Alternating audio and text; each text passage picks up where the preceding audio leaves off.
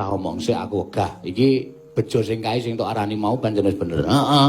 Ah mau jare liwat ngarep omahmu. Heeh. Terus mandeg ning ngarep omah kuwi. Heeh.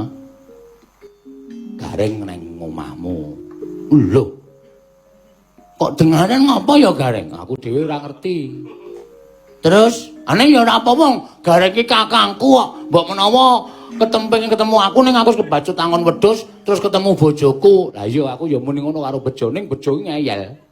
Lho, ora jeneng manas-manasi. Jare ning beda kok Mas Petro.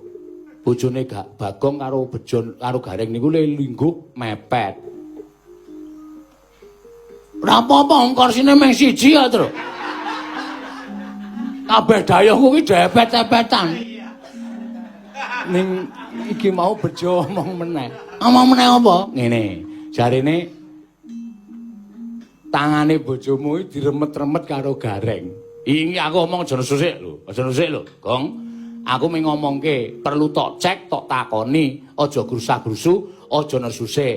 Tangane bojomu diremet-remet karo Gareng, karo glenak-glenik, karo do mesam-mesem ngono kuwi jarine bejo, Gong.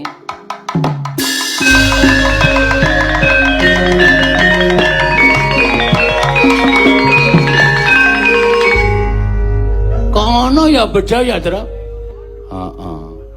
Ana bojoku ki jekok tenan.